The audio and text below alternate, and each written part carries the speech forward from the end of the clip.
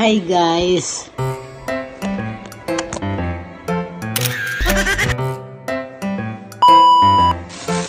May binili akong gabi.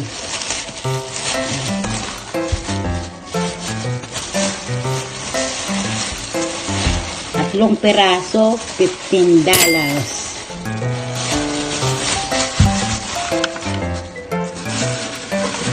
Ito naman kamuting kahoy. Tatlong peraso din. $12.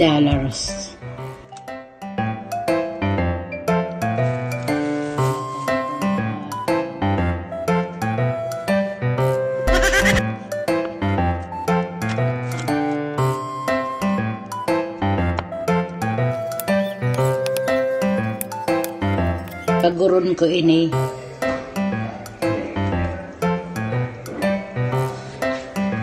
Ito pala yung gabi na binili ko kahapon. Ayan siya. Inano ko yung binalatan ko kagabi. Tapos hinugasan ko na. Tapos pinatuyo ko. Tapos may kayuran ako ng nyug. Kakayurin ko yung gabi na yan. Let's go!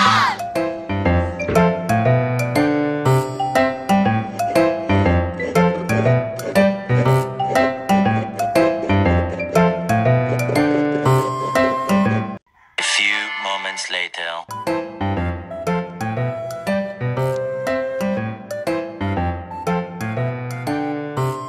Ayan ang ingredients ko. Mamaya makikita ninyo pagkatapos ko lutuin at babalik ko dyan. Ang hinalo ko dito, condensed milk, yung coconut milk na nasa lata at saka butter.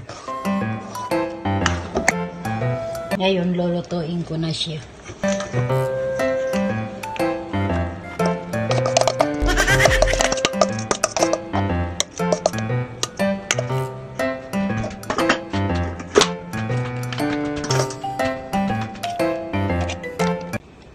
Dagdagan ko siya ng nyug.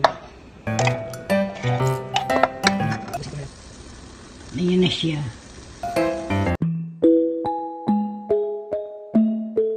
Sa Pilipinas hindi ako nagluto ng ganito kasi mahal ang ingredients. Siguro mga 50 years na hindi ako nakakain ng ganito. Ngayon pa lang. Kasi makakain ako nito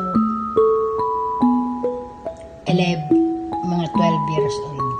Ang gumawa nito yung auntie ko, si Nanay na Rosario.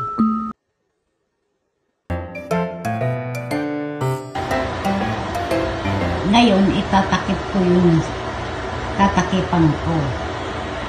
Yan ang pangtakip ko dito. Ang dami pang natira. Lulutuin ko na siya. Ilagyan ko ng 2 gata. Tapos lalagyan ko siya ng asukal. Tingnan natin ang finished product. Ang bango! Ang bango!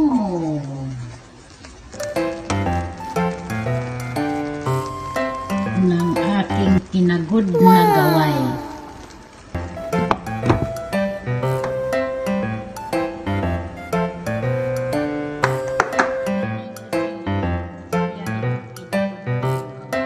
Ayun, ang dami pang sobra dun sa ginawa ko.